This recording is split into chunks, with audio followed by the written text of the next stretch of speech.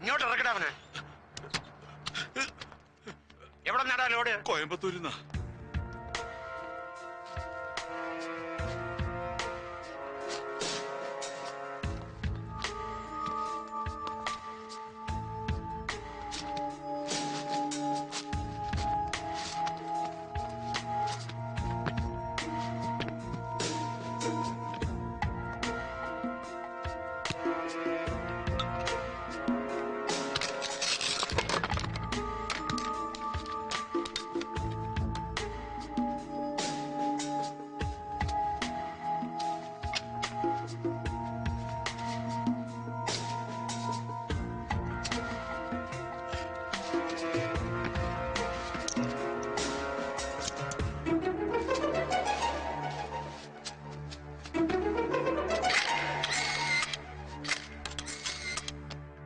റഹീം ഹാജിയുടെ കൊലക്കേസ് അന്വേഷിക്കാൻ വന്ന നിങ്ങൾ പരാതിക്കാരനായി പെരുവഴി കിടന്ന കുഞ്ഞലവയുടെ കൈ തല്ലി ഒടിച്ചു.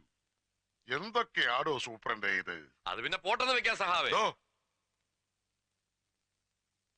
അല്ല, അതും സീരിയസ് ആയിട്ട് തന്നെ എടുക്കണം. പക്ഷെ ചുമ്മാ ഒരു രസത്തിന് ലാത്തി ചാർജും കണ്ടു നിന്ന് നമ്മുടെ കുട്ടി സഹാക്കന്മാരുടെ ചന്തിയും തലയും തല്ലി പൊളിക്കാന്ന് വെച്ചാ മനഃപൂർവ്വമല്ല സാർ. മോബ് വയലന്റ് ആയി. ചാർജ് ചെയ്യാൻ ഓർഡർ കൊടുത്താ പിന്നെ കൊടിയുടെ നിറം നോക്കി തെരഞ്ഞു പിടിച്ച് അടിക്കാൻ ഒക്കില്ല സാർ. അത് താൻ എന്നെ പഠിപ്പിക്കണ്ട. ഞാൻ ഒരുപാട് ലാത്തി ചാർജ് കണ്ടവനാ. അതെ, സാർ അടി കൊണ്ടിട്ടല്ലേ ഉള്ളൂ. അടി കൊടുക്കുന്നവന്റെ വികാരം കൂടി ഒന്ന് മനസ്സിലാക്കണം. കല്ലും കത്തിയും വടിവാളുമായി നിൽക്കുന്ന ആയിരങ്ങളുടെ ജനക്കൂട്ടത്തെ 5 ലാത്തി കൊണ്ട് നേരിടുന്ന പോലീസുകാരനെടുക്കുന്ന ലൈഫ് റിസ്ക് കുറഞ്ഞ പക്ഷം ഒരു ഹോം മിനിസ്റ്ററെങ്കിലും ഒന്ന് മനസ്സിലാക്കിയിരിക്കുന്നത് നല്ലതാ. ഒലക്കേടെ മൂട്. എങ്ങാണ്ടെന്നൊരു ഫോൺ വന്നെന്ന് പറഞ്ഞ് അന്ന് രാത്രി എന്നെ കാടിളക്കി കൊടയം കുരിശും എടുത്ത് ഓടിയിരിക്കുന്നു ഷെട്ടിയെ പിടിക്കാൻ. എന്നിട്ട് എന്തായി? എന്താണോ ഇത്? പൂരപ്പറമ്പിലെ കുടമാറ്റോ?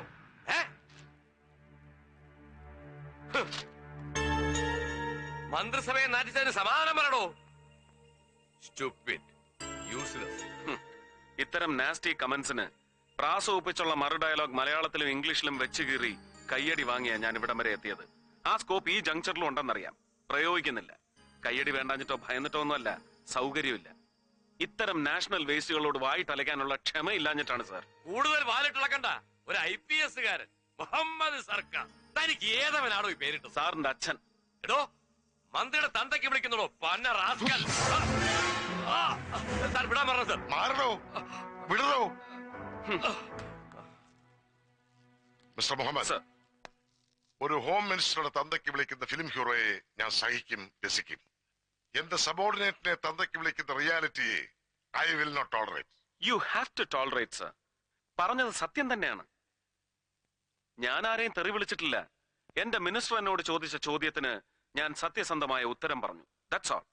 മുഹമ്മദ് എന്ന പേര് ഉപ്പയിട്ടാണെങ്കിലും സർക്കാർ എന്ന വാല് മുളപ്പിച്ചു തന്നത് ഇദ്ദേഹത്തിന്റെ അച്ഛൻ തന്നെയാ, നാരായണൻ നമ്പ്യാർ. അതെ സർ, മലബാറിൽ നിന്ന് കുടിയിറക്കപ്പെട്ട ഒരു പാവപ്പെട്ട ഖെസ് പാട്ടുകാരനെയും കുടുംബത്തെയും സമുദായ പാർട്ടിക്കാരെ കെട്ടി എഴുന്നള്ളിച്ച് തിരുവനന്തപുരത്ത് സെക്രട്ടേറിയറ്റിന് മുന്നിൽ കൊണ്ടുവന്ന് പ്രതിഷ്ഠിച്ചു. കരുണയ്ക്ക് വേണ്ടിയുള്ള സമരം. അന്ന് നിങ്ങൾ തൊഴിലാളി വർഗ തമ്പ്രാക്കന്മാരുടെ ഭരണകാലം. അവരും കനിഞ്ഞില്ല. അവിടെ കുത്തിയിരുന്ന് പാട്ടുപാടി എരന്ന് മടുത്തപ്പോ എന്നെ മുഹമ്മദ് റാഫിയാക്കാനുള്ള ആഗ്രഹം ഉപ്പ ഉപേക്ഷിച്ചു.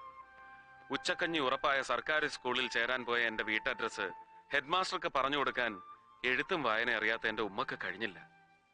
ക്രൂരമായ തമാശകളിൽ രസിച്ചിരുന്ന അന്നത്തെ ഹെഡ്മാസ്റ്റർ നമ്പ്യാർ സാർ, ഇദ്ദേഹത്തിന്റെ അച്ഛൻ, എന്റെ പേരിന് പുതിയൊരു വീട്ടുപേര് കൂടി എഴുതി ചേർത്തു, സർക്കാർ.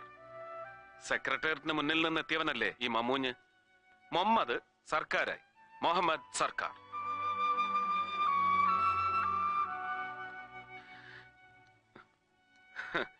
ആദ്യം ആ കോമഡി എനിക്ക് രസിച്ചില്ലെങ്കിലും പിന്നീട് ഈ പേരിനൊരു സ്റ്റൈലൊക്കെ ഉണ്ടെന്ന് മനസ്സിലായി. സംശയം തോന്നിയവന്മാരോടൊക്കെ ഞാൻ വെച്ച് കാച്ചി. അന്നദാതാവായ പൊന്നു തമ്പുരാനും തമ്പുരാൻ അന്നം കൊടുത്തിരുന്ന ബ്രിട്ടീഷ് സായിപ്പും ചേർന്ന് ചത്തുപോയ എന്റെ ഏതോ വീരശൂര ഉപ്പുപ്പാക്ക് കൊടുത്ത സ്ഥാനപ്പേരാണ് ഈ സർക്കാർ എന്നൊക്കെ.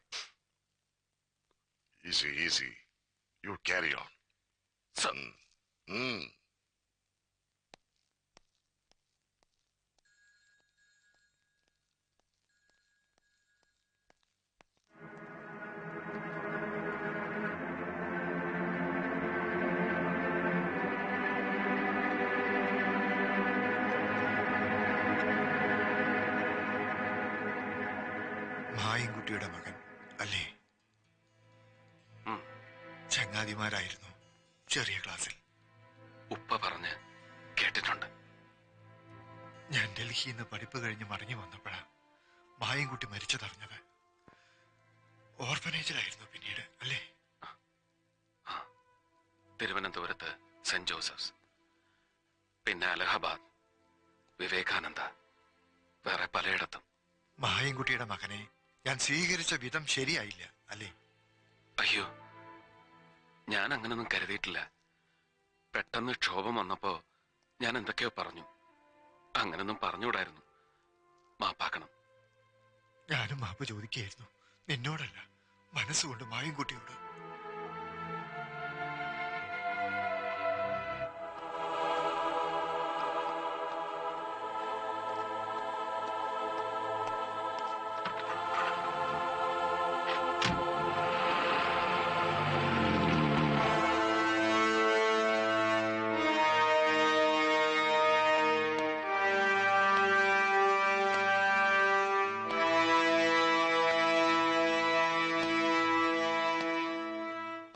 എനിക്ക് IPS ഇല്ല, പറഞ്ഞു വരുമ്പോ സാറിന്റെ അത്ര നക്ഷത്രവും ഇല്ല. പക്ഷേ 15 വർഷത്തെ സർവീസ് കൂടുതലുണ്ട്. ആ കൺസിഡറേഷൻ പോലും സാർ ഇന്നലെ എനിക്ക് തന്നില്ല.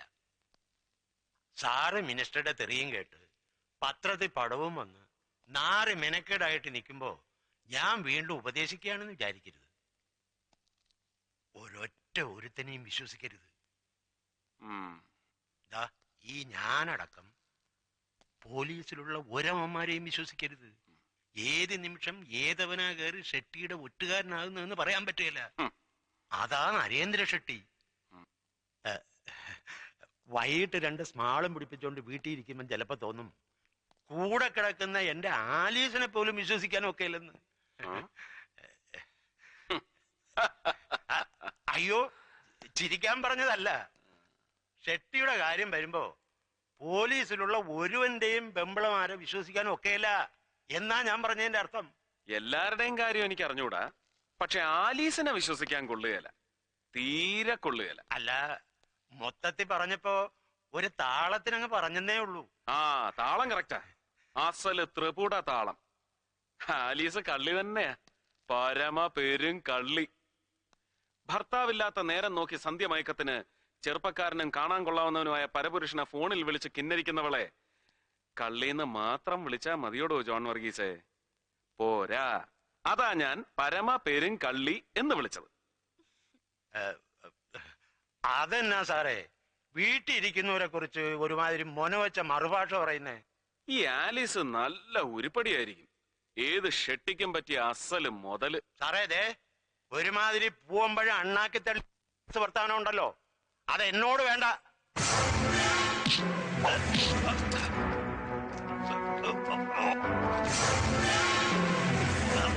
പൂവമ്പഴം അണ്ണാക്കി തടഞ്ഞതിന്റെ അരുചി മാറ്റിത്തരാം. Feel the taste of your blood and brain. തലച്ചോറ് പിളർന്ന് അണ്ണാക്കിൽ ഇറങ്ങുന്നതിന്റെ സുഖം അറിയണോ തനിക്ക്? ഷെട്ടിയുടെ ഒറ്റുകാരിയായി ഇന്നലെ രാത്രി കള്ളപ്പേരിൽ എന്നെ ടെലിഫോൺ വിളിച്ചതാരാണ്?